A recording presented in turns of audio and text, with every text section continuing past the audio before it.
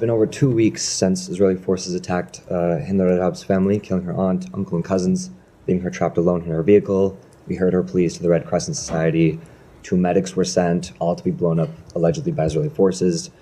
I wanted to ask about the status of the inquiry into this. So I think that question is appropriately directed to the government of Israel. I will say on behalf of the United States, we have made clear to them that we want that incident to be investigated. They have told. Any updates on Hinda Job's, the investigation in the killing of Hinda Job's family and the paramedics sent to save her? I don't have an update. My understanding is that the investigation is ongoing. So I'm wondering if you have updates on not just the investigations, but actual accountability measures in response to these. And if not, how can this administration's approach of relegating things to months-long investigations while not changing policy, all as thousands more are killed, be a justified approach? Investigations in some cases take time. Secondly, it's been 101 days now since Hinda Job, her family members, and medics sent to save her were killed. So first question related to that is there an update on the investigation into that attack? I don't have anyone. I'm happy to go back and get you the latest. Okay. Is there an update into this investigation? Let me get you an answer on that and come back to you. Is it really an independent investigation if the alleged culprits are the ones conducting the strike? What I said is we thought it's appropriate for the government of Israel to investigate. Last month, when myself and other colleagues asked about the investigation into this, the department said Israel said that they're still investigating, and that Israel also said that the UN and Red Crescent did not respond to outreach from the Israeli government.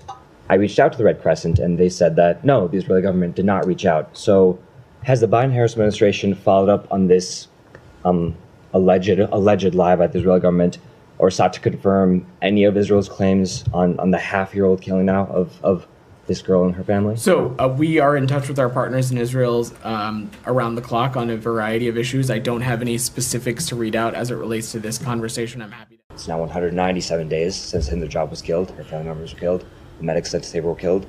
What's the update on that? I don't have any updates for you.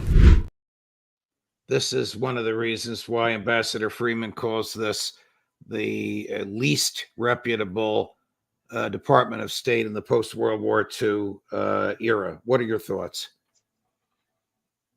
I mean, I'm furious. This is outrageous behavior on the part of the United States government, on the part of the State Department.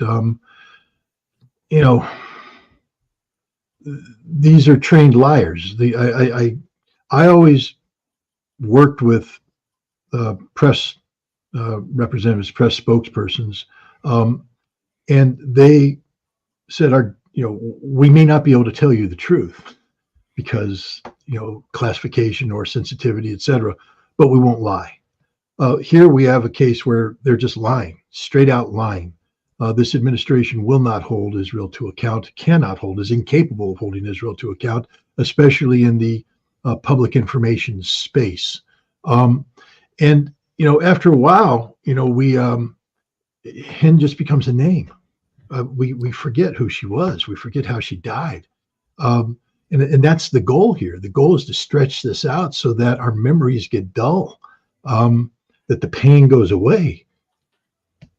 And there's no greater insult to her death, to the murder, to the families of not just her, but the tens of thousands of children who have lost their lives in Gaza at the hands of practitioners of genocide, murderers, armed and abetted and facilitated by the United States. And that's half the problem. Because if there was a genuine investigation into Hinda Job's death, the United States would come out as a co-defendant.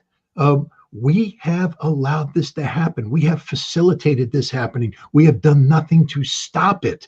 I wish there was justice in the world, because there would be no greater justice than to see these two quote unquote spokespersons be hauled before a court, an international tribunal, and held accountable for their lives. Switching gears to Russia, who or what invaded Russia with the